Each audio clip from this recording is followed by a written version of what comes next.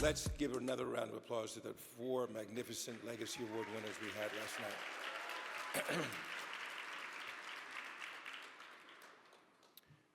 The theme of this conference, our future, our promise, our power. Given today's challenging times, the theme of this year's summit is most fitting. As we gather this morning, I must take a moment to acknowledge the amazing group of honorees we saluted at last night's powerful Legacy Awards Gala. This event is about maintaining the forward momentum to meet today's challenges while ensuring that we continue to advance.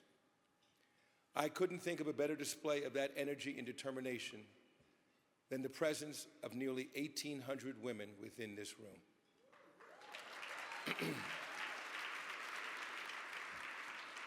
Moreover, I must share my appreciation to our corporate partners at this summit. I must applaud your ongoing commitment to the promotion of equal access to opportunity, as well as your collective embrace of the principle within your respective organizations. You know, just 5 years ago, we witnessed grand pledges of support for equity and fairness from corporations across sectors that declared their unshakable commitment to DE&I goals. All of us believed we were on the precipice of great change.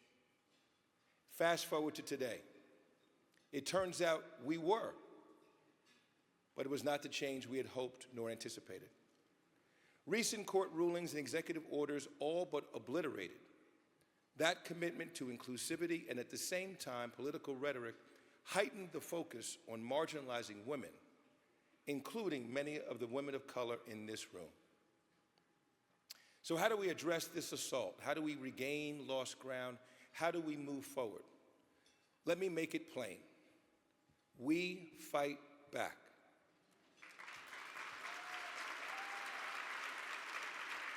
For one, we cannot let any of us be dismissed as another DEI hire. We gained and advanced in our respective positions due to hard work, impeccable credentials, and unassailable performance. DEI may have ensured the opening of doors of opportunity, but has never been a guarantor for any position, as we all know too well. Beyond combating political forces that have allowed such mythology to be embraced as alternative reality, it is up to all of us, inside this room and outside the room, to set the record straight. During these challenging times, we cannot let anyone place a cloak of invisibility around us. It is our obligation to speak up and to speak out. We should be embarrassed not to carry forward the legacy of courage and resilience of our forebears, or risk the future of the next generations. Now, I must say that I have some grave concerns about those Black executives outside this room, and many, unfortunately, within my own generation, who become comfortable achieving a certain level of status, a certain level of affluence, but lack backbone, or have been complicit,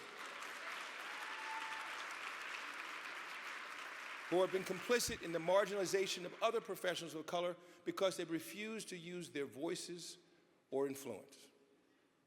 Last night, I proudly announced that we've gathered here over the next few days with an attendance that is 1,800 strong, a record attendance, I might add. We applaud you all individually and collectively for embracing this wonderful event.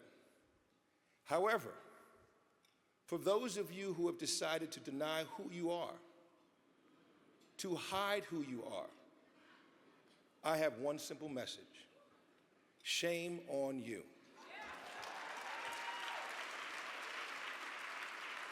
As we deal with these contentious times, we don't need the cavalry to come to our rescue. However, we must take to task those who refuse to step up. You see, we represent our best solution, and we have reinforcements right here among our women of power.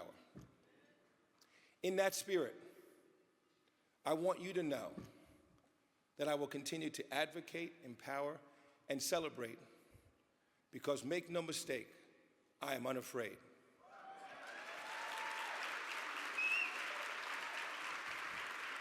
Unfortunately, over the past month, I've had to field some phone calls from folks who ask me, "Oh, Butch, what are we going to do? Should we take the word diversity out of our corporate stance?" I said, help me to understand. That was written 40 years ago. So you think because there's some fool in the White House right now, you want to take out the words, you want to take the words out to satisfy nonsense. Or those who are here, who've decided to come here and ask, "I'm coming to the event, but do you mind taking my company's name off the badge?" Your mother and grandmother is sitting up in heaven and saying, You ought to be ashamed of yourself. Or the corporation who has been a sponsor for these events in the past, who said, "We're going to sit this one out." Now, that's the few, right? That's the few. I know I'm going in the wrong direction of preaching, but the reality is, I can't stand around and watch it. So I'm going to call it out as I see it. I'm not going to mention their names, because my goal is not, but I want you, when you go back home, make sure that the companies that you came from know that they see you, they embrace you, and you make sure they support events like this event that support you in every single way. I appreciate all of what you do.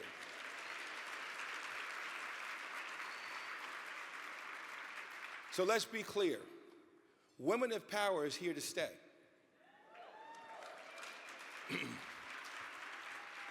Let it be known, I see you. So today, this morning I'm delighted to announce that the 20th anniversary of the Women of Power Summit will be returning to this magnificent venue, the Bellagio Hotel and Resort, in 2026.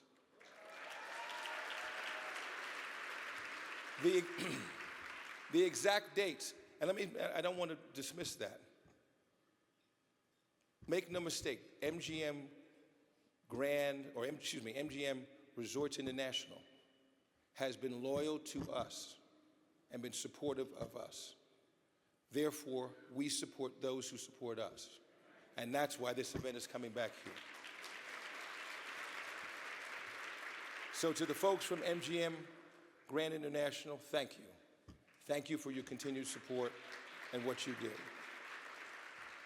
The exact dates of our 20th anniversary celebration is Wednesday, March 11th through Sunday, March 15th, 2026.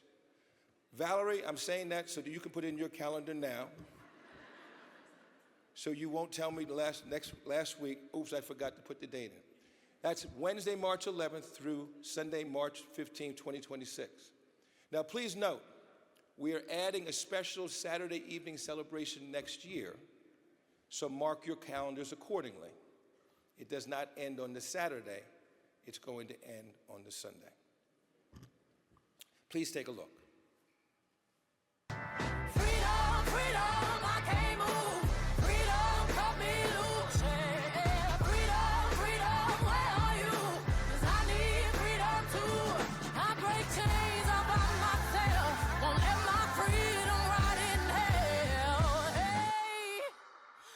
Keep on running, cause the winner don't quit on themselves.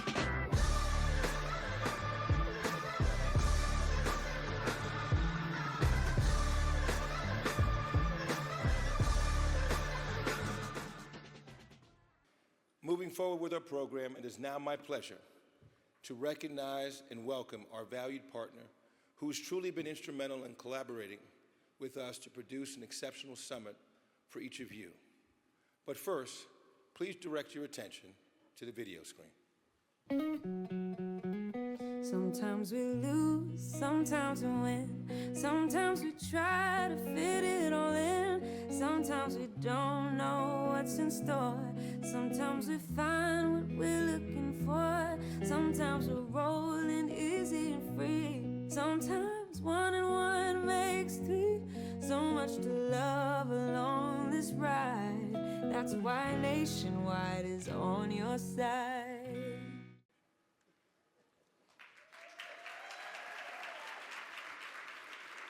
Please join me in welcoming the Senior Vice President of Human Resources for Nationwide, Ms. Mia Hairston.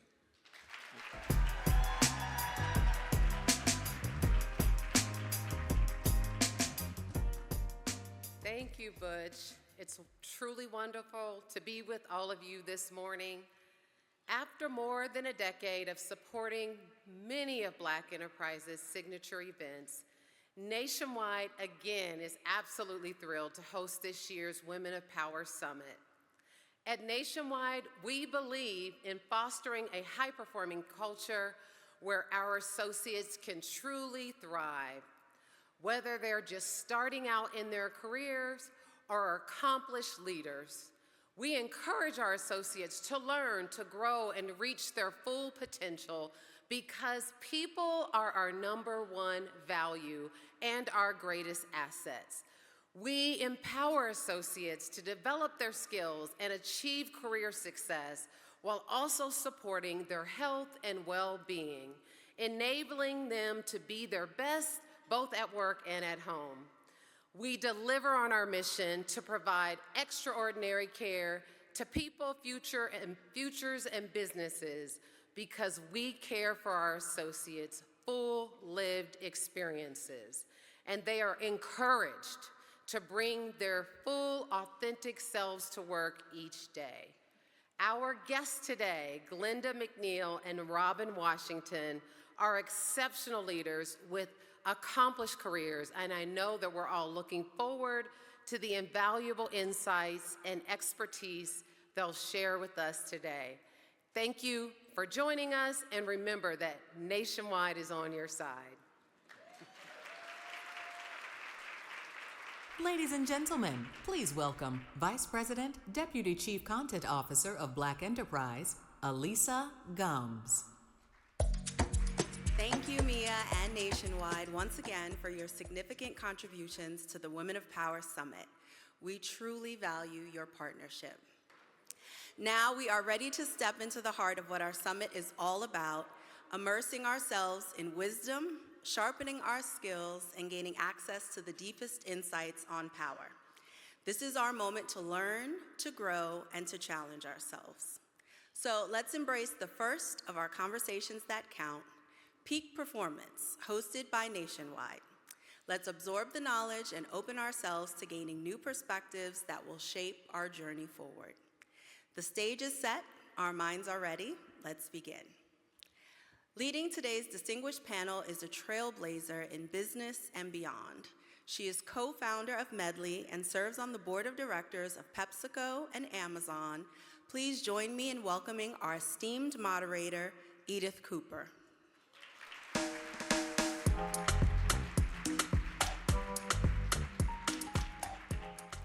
Last night, we had the privilege of hearing about the remarkable achievements of our panelists. Now it's time to officially welcome these Women of Power Legacy Award honorees to the stage this morning. Please give a warm and enthusiastic welcome to powerhouse leaders, Chief Partner Officer for American Express, Glenda McNeil,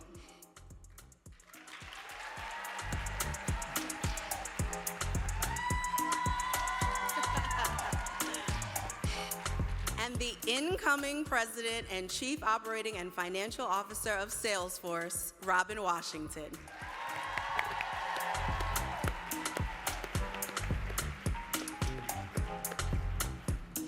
Please. Good morning, everybody. You have really bought the energy, and there's a reason for that, because this morning's conversation is going to be special. I am so thrilled to have an opportunity to have the conversation on peak performance with two extraordinary humans, women, dear, dear friends. I'm not going to spend too much time going through their bios, but I do think that it's always critically important to start with the highline. And the highline is that Glenda McNeil is the Chief Partner Officer at American Express, and Robin Washington, as we've heard, is going to be returning to Salesforce as the president, COO, CFO. Is there anything else we should include in the last 24 hours? You're good? Having served as the lead independent director. I've known both of these extraordinary women for many years. I'd like to start with Glenda, who I think we go back 3+ decades? 3+ decades. 3+ decades. We were toddlers. Toddlers, that's right. She had great toys, and she taught me how to use them, and she shared kind of, sort of like. Kind of, sort of. But I always welcome an opportunity to learn more about you, Glenda. And I won't start with the data that you started with as an accountant. We talked about where you are now. But what would you like your story to be when people want to know, who is Glenda McNeil? All right. Good morning, everybody. It's a pleasure, and once again, to look out and see this pool of beautiful Black women is an honor. So, who is Glenda? First and foremost, I would say that I am the daughter of two people who believed in education and believed in me. I come from a large family. I'm the last of 8, have 7 girls, 1 boy. And I feel as though I'm grounded in who And Glenda, where are you from? I'm from Eunice, Louisiana. All right. Okay? Deep, deep south, a place where time has forgotten is what I like to say. But, you know, the support of my family has been critical to defining who I am. The second thing I would say is I am the mother of 3 beautiful children, because I count Angela as my own, and I have Sydney and Carter. I referenced them last night. But when I think about, at my core, what has defined who I am, it is the highs in my life, clearly, because we all have those. But it is the struggles, right? It is the fabric of who I am, is all of the pieces of the patchwork where I have been perhaps at my lowest moments. Because those are the moments where you have to go deep and you have to be on your own and in your own in order to define how you're going to move forward. And so I was trying to think what I was going to say, but I think the best thing to say is the truth.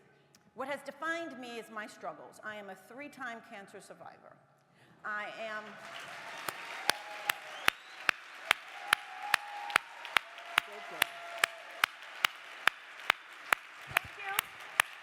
Thank you.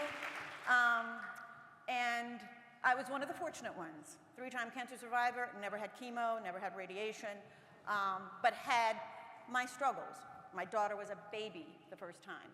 The second time my son was a baby. So how you move through that is extremely important to understand how you define who you are going forward. I'm a way too early widow. Philip was my rock. He was the wind beneath my wings. He believed in me before I believed in myself. If you ever find a partner like that, hold on to him, regardless. And I am someone who, 36 years in a major corporation, I can easily say it has not been easy, but I have grown and I have been centered. And as a result, today, I'm unapologetically me. I was before, but I am that person today.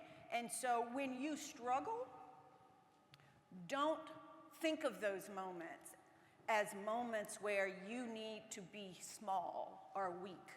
Think of those moments where you say, this is the fuel that gets me from where I am today to who I'm promised to be tomorrow. And you have to define that. Glenda, thank you so much for sharing. We're going to go back to some of the learnings and how you found the resilience to persevere through those struggles. Robin, tell us your story. It's so interesting. I've gotten to know Glenda over the years, and Edith. and the similarities are very similar. I'm a Detroit girl, born and raised. And also the product of two parents. I was the oldest of two. I have a brother that's 13 years younger. But two parents that just worked their butts off to ensure that we had great education. The fundamental to them, and not only my parents, but my extended family, a lot of my aunts and uncles were educators as well. But I remember from an early age being taught that I could do anything in the world that I wanted to do if I was willing to work hard enough for it. And that idea of how hard we have to work for things and that it wasn't necessarily going to be fair was something that was instilled.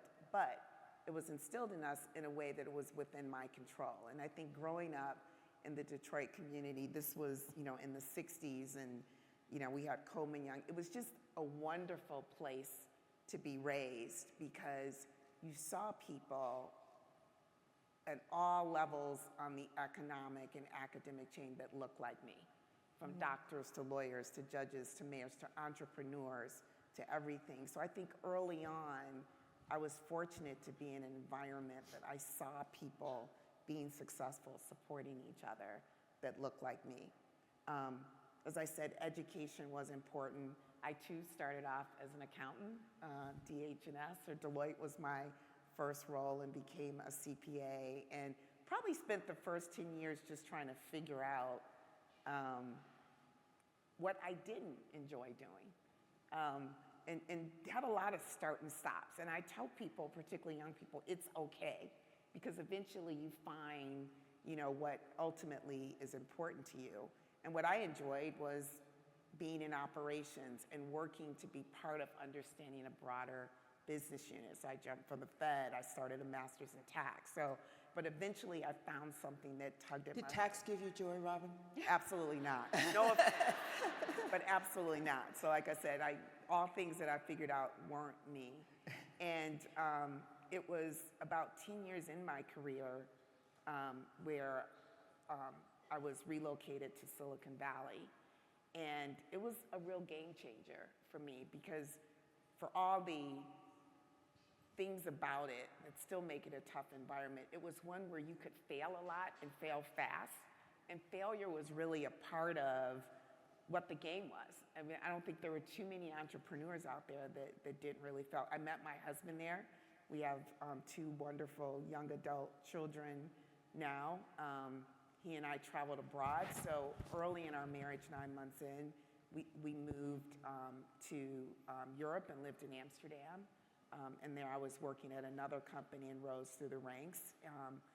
And I would say in those roles, taking on those hard assignments or really learning how I learn and being a continuous learner was something else that really defined me, because it was just raising my hand and saying I wanted to try, right? We'll try, we'll do type of attitude that really helped me navigate my career and get me noticed, candidly. And like everyone else, we had small kids, I worked long hours, and it was really through an acquisition where I learned the value of the network. Because here I was, 9+ years into a company that I probably never would have left, because us Midwesterners are loyal, and our company was acquired. And I was up the chain to become the CFO, and it didn't happen. And these things happen, and I realized this is my entire network. So I became much more deliberate about networking. And as I said in the video, working smarter to realize you can really work hard, but with a family, with a husband, with everything, you also have to work smart and learn how to leverage your network, internal and external. And I continued to navigate my way to my first CFO role. And I would say even going up that ladder, getting introduced to board work through my work became something that I enjoyed. I enjoyed the strategy of it and continued to learn. And I made a big pivot and switched to an industry that I knew nothing about, biotech. But it was a wonderful opportunity. And now I'm going back to tech. But again, I think what defined me was just being open to different opportunities, willing to take a risk, having a supportive network around me, and realizing that how I developed myself wasn't only about my job, but was really about putting myself in environments that could help build my network and develop other skills.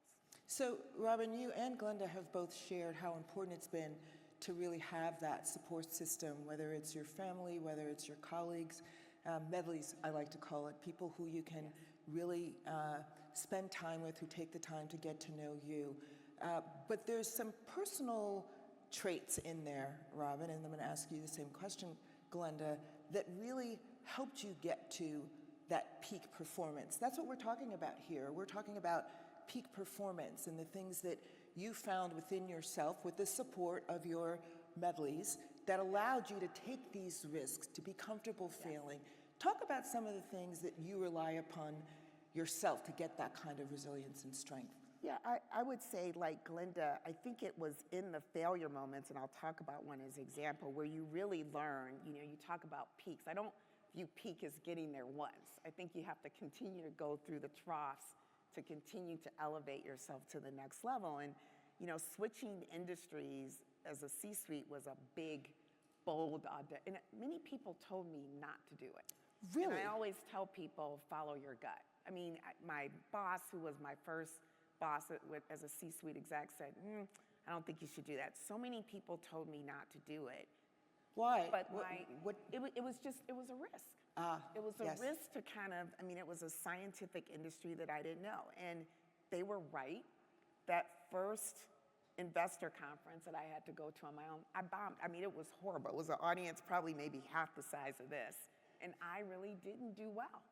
And it was in that moment that I really said, okay, this is not about memorizing. I really have to learn this business. But it was such an important trough because it really helped reemphasize something that I had learned throughout my career is how do you reinvent yourself? So I took a biology class. I immersed myself in the business. I wrote with reps. I recovered.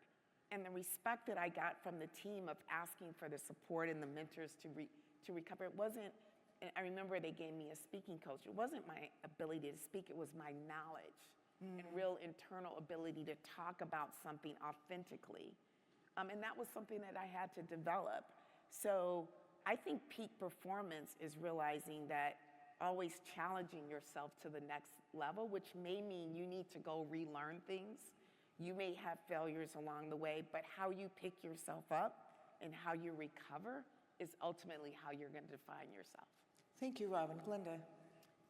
I share the story that I started with primarily because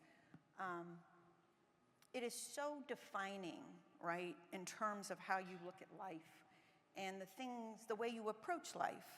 And so when I think of peak performance, it's about continuing to deliver excellence consistently. And I do that through the lens of perspective, right? And I talked a little bit about that last night. Perspective is kind of knowing where you're going based on where you've been. And so I like to think about the fact, and I say this to my team all the time, there is no substitute for performance. It's table stakes. What makes the difference is how each of us navigate through each of the opportunities and the challenges that present themselves to us. So for me, perspective is really about how do I show up every day so that people can see that there's not one way to do it. There's the right way, but the right way is defined by you, your circumstance, your situation. And so optimism is a big part of how I get to peak performance. You're disappointed, but you got to roll back up and you got to say, how am I going to tackle this problem and how am I going to get to where I want to go? And there are lots of things that get in the way of that define the circumstance. And if you look at it for what you think it is, as opposed to what it truly is, you can get confused. So you got to get to the root cause of what the problem is, and the root. How did you get to that clarity of thought? You talked about that in your comments last night, where you've evolved in terms of your thinking around the things that you can control, the things that perhaps are not really so important to control. How do you develop that skill set that you've just described? Because it's very, very important. It really is important. I got there because I was told to know a lot. Somebody else got the job. Somebody else got promoted.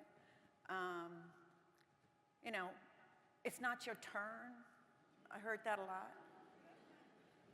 And then I began to, and then I had a, and then you get frustrated. Oh, what I said last night was real. Yes. You get frustrated, you get disappointed, and then you're mad. But nothing changed. You're just mad. You're mad. By yourself. Because the world has moved on. They got the job, you're still where you are. And you're still bad, exactly. And so is that my life? No, right? So I had a little conversation with myself, and I tease my kids. I said, sometimes the best conversations I have in life are the ones I have with me. Because ain't nobody talking back to me, nobody doing anything, right? Get to know my daughter. But the reality is, I literally said to myself, you have a choice to make. It's your choice. Life is about choices. When we talk about priorities, that's about choices. And so my choice was put on your big girl panties and get out there and be you and show who you are. Or you can go ahead and be back and let people make you small. I am small in stature, but I am large in presence. And that's what you have to do. You can't let people make you small. You have to be defining in who you are. The way you get there is you get those quiet moments and you get centered. Who am I and how am I going to show up?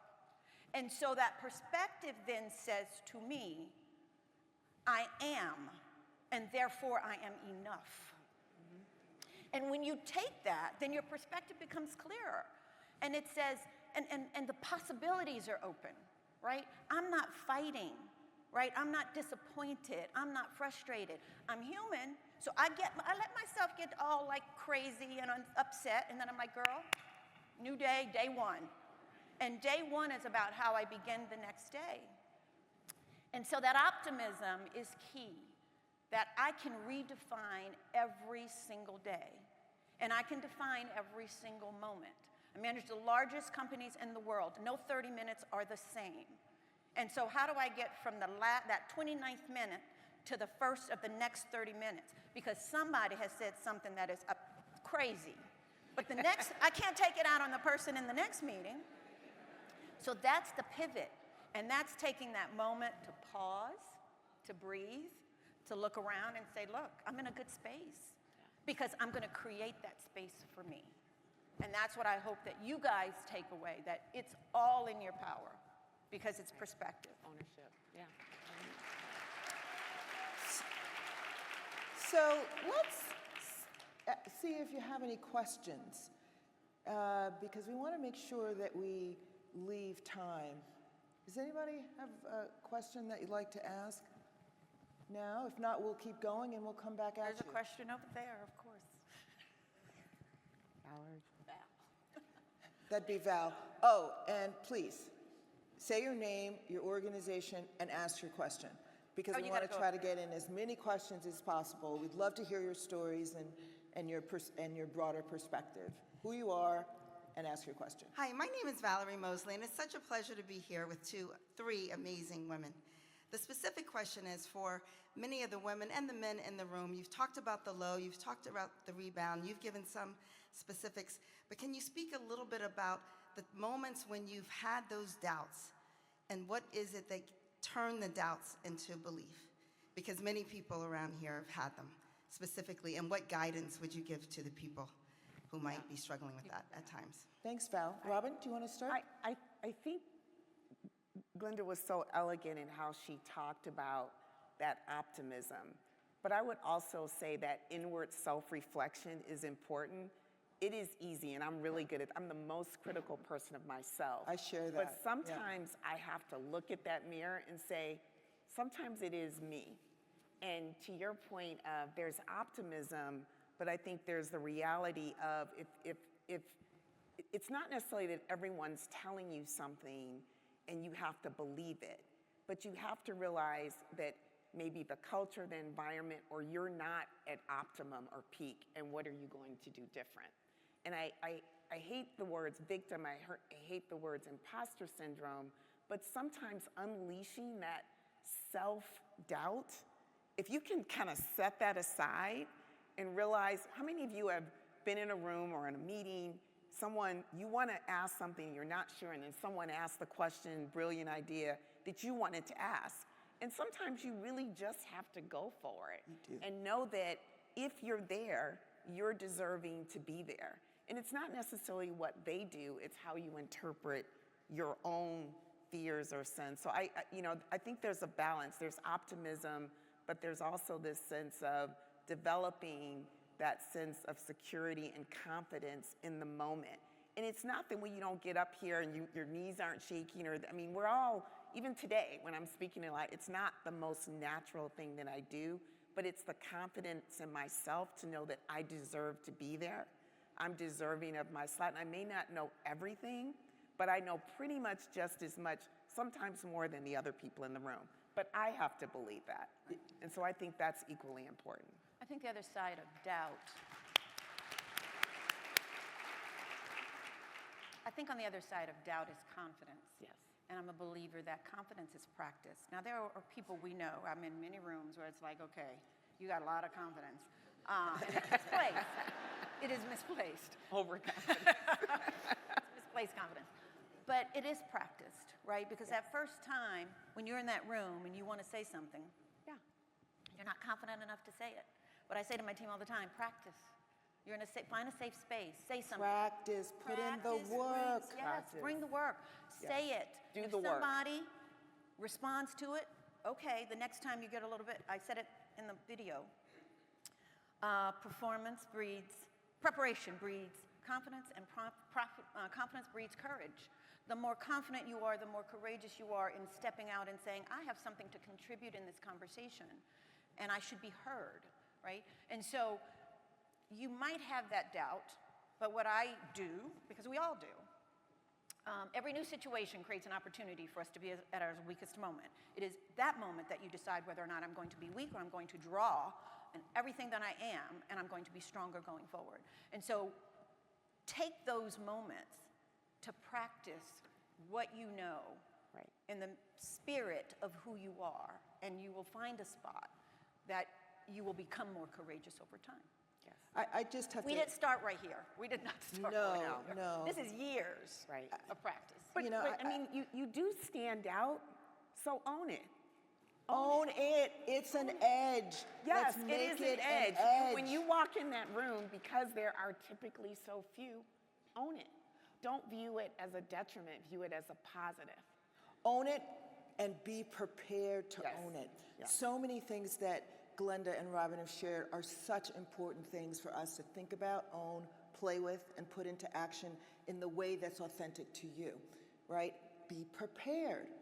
Practice in situations where you're asking questions where it might not be exactly right, but it's a way for you to learn.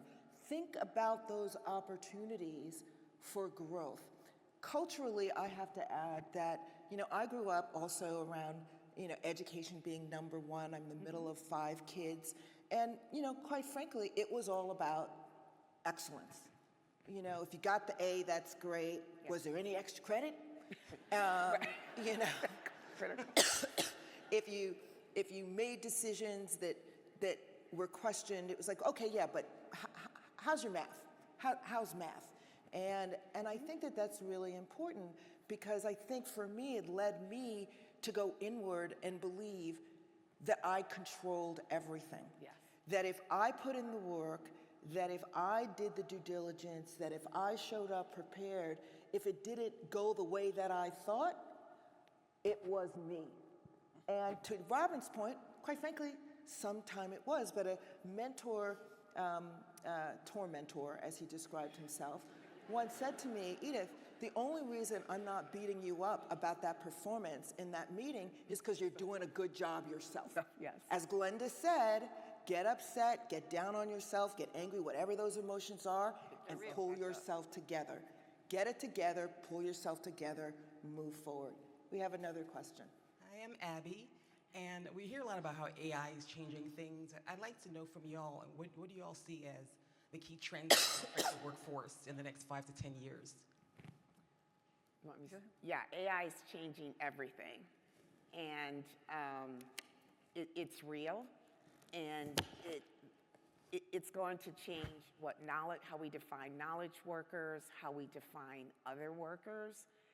But at the same time, it's the most accessible technology for everyone for free. There are many sponsors in this room, right, that all provide services, everything. You can download these things on your phone. I think the one thing I think is really important, everybody needs to be engaging in this. You need to own, if there was ever a time to be a learner, now is the time to learn. And it's so important because if we don't, the gaps are gonna get wider and larger. So take it seriously. While it's gonna change things, it's gonna create huge opportunities. There are two sides to everything. There are risks associated with this, but it also can be a great equalizer. And I'm fortunate in some of the rooms that I see how it can evolve education. I see how you can get answers at your fingertips to do things that used to take a lot of time. It's going to redefine how people work side by side with digital agents, right? So it is changing everything, but we can be a part of that.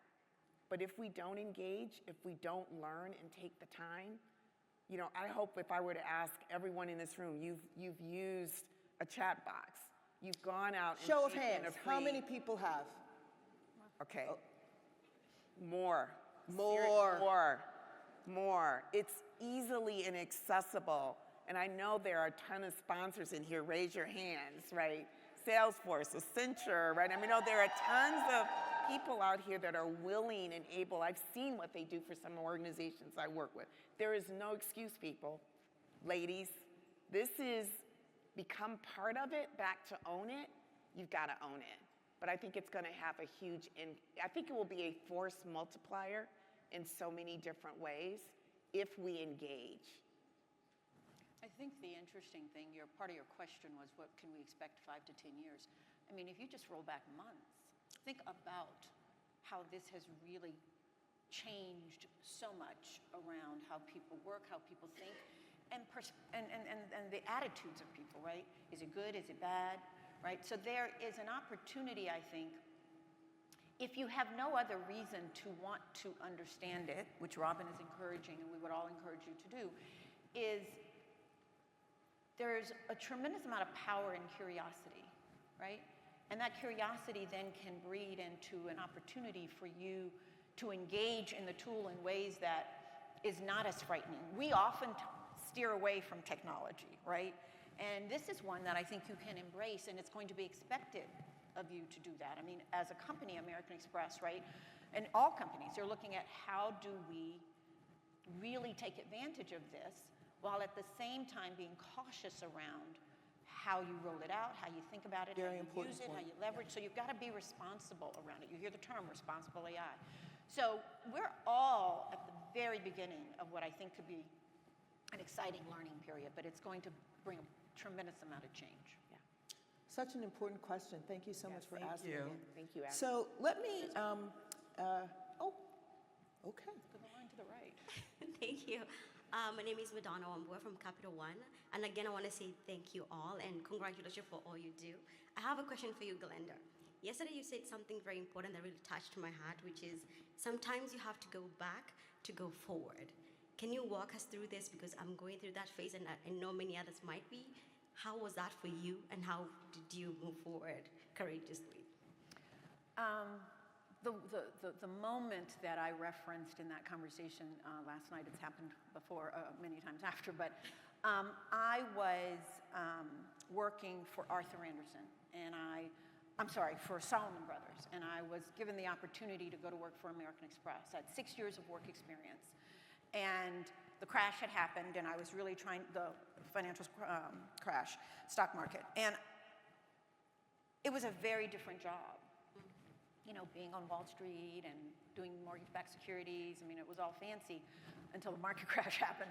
And then I was going to work as a marketing manager, right? There's analyst, and then there's a marketing manager, right? And I really had to give thought to like, is this right? I've pay cut, different responsibility. But when I sat back and thought about what I really wanted to do, what I didn't enjoy doing, and where I thought there was possibility for me, I felt as though that was a risk I could take. I could take a risk on myself because I knew I could do better.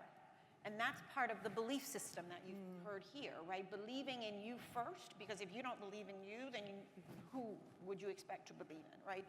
So it gave me an opportunity to make the hard decision. And it was a redefining moment for me, right? Because who would have thought 36 years later I would still be with the same company? I didn't, and many people don't. But I think it's kind of like a bet on you, that you can pivot and you can move forward.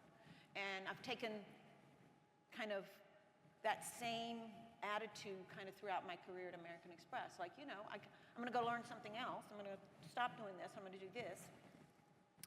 Because I think there's some reward for me on the other end. So that's kind of it. Thank you for your question. So I want to switch gears a little bit and talk about impact in another context. You know, clearly you've impacted the organizations that you've led and businesses that you've built. I would say the common thread for both of you is that whenever I mention, oh, you work at Salesforce, have you met my friend Robin Washington? Or, oh, you're at American Express, do you know Glenda? The reaction is consistent. Oh, yes, I do. I had a meeting. It was a little scary at first, but I've never met with anyone who was more candid and more interested in sharing their knowledge and learning about me and really generally wanting to help me progress and learn from their experience. That is core to who you both are. How do you define impact? Talk a little bit as an example about Black women on board and the work there. And then Glenda, I have a similar question. Sure. So I have a dear friend, and we co-founded Black Women on Boards. And it wasn't really meant to be a movement or an organization. It was literally during the middle of the pandemic, pulling together 18 women to have a discussion around board work and opportunities. And for those of you that are on boards are thinking about it, it's a small community. And once you're on a board, you get a lot of opportunities. And similar to the purpose of conferences like this, our goal was, how do we share our power or those opportunities that we can't take on? That was really the intent. And it's grown to over 200 women. We've placed over 75 people on boards. But more importantly, we've created a support network for us to be able to interact, talk, not only getting on a board, but how do you approach your first meeting? How do you prefer your board bio? Something that's really important to me. How do you ascend to board leadership? How do we get more people that look like us in lead independent or chair of the board roles? So it really is about sisterhood, sharing, being sure that we can bring those allies to us in a structured fashion so we can all support each other to ascend, right? And to me, it's part of a core, I talked about purpose, responsibility, that if you have a seat at the table, use it to bring along others, or as we say, lift as we climb. So that was the whole premise. And even my first conversation with Glenda was driven by Ken Chenault connecting us to talk about board opportunities. And Edith has been generous with her time and her daughter's time, the co-founders of Medley, to come and speak to the Women on Board. So it's really about building community and giving back. And it's something that's core to who I am. And people have invested in me, and I think it's part of my responsibility to give back. Do you think this is an important part of your legacy, Robin? Absolutely. Glenda. You know, I think for me, impact is really thinking about each individual, right? We're a collective, but when people come to see you and when people reach out to you, I can remember. That takes courage, right? To say, oh, I'm going to go and ask Linda for advice or for time or for coffee. And it's an important moment for that person. And sometimes when you rise and you're in people believe in an important position, you lose sight of the fact that it's critically important to make that person feel seen and known and understood. So I have this very firm belief that there's a difference between hearing and listening. And there's a difference between listening and active listening, right? And so I use the analogy of you're walking and you're in a park and you don't have to work hard at hearing the birds sing or conversations kind of behind you. But if you actually listen, you can actually hear the different sounds of the bird. You can actually start to hear what people are actually saying as opposed to just the joined noises of people's voices. And so to be able to get to a level where you're engaging in the conversation, you're watching people, you're seeing their expressions, and you're able to relate to them because you're making a connection and allowing them to feel that you care. We are all in situations where this is why my team, I hate cocktail parties, right? Because you're going round and round chatting with people. I like that because that means I get to talk to Glenda. Exactly. We can talk to each other. Because we can just talk, but what happens is you go around the room at night and you say the same thing to 10 different people. And what I enjoy is being able to connect and understand that what is important to you, whether I can help or not, you walk away feeling as though someone understands you. And at these cocktail parties, you're talking to someone and you actually see they're not looking at you. They're not listening to you. They're trying to see who else they should be talking to. And that's not a good feeling. So to me, impact is how you make people feel every day.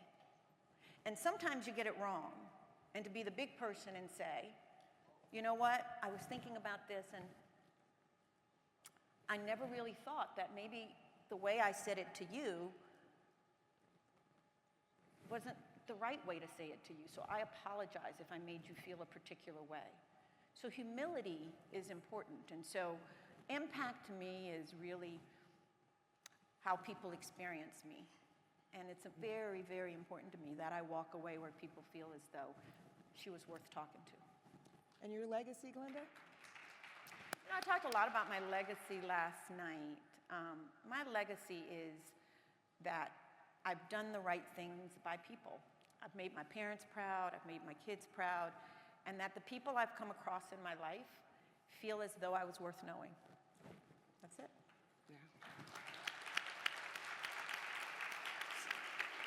So, as I look out at the room, I think it's 1,800 people. It's really extraordinary. I am inspired. I'm inspired by the excellence. I'm inspired by the opportunity and the future that you represent. I would, and I know Glenda and Robin would agree, that this is an extraordinary opportunity to fuel your soul, your brain, your energy to move forward. And to do that, I'm really excited about the opportunity that you'll have to look to your left, to your right, and engage in a meaningful way and learn from each other. It is an incredible convening, and we all thank Black Enterprise, starting with Mrs. Graves. I can't call her Barbara Graves. No. That's like Mrs. Graves, and her vision for the power and the significance of this. Before we came out, we all chatted about, wow, 30 years ago, this would have been extraordinary. You have it now. Yes. So thank you for joining us this morning. Thank you for bringing the energy.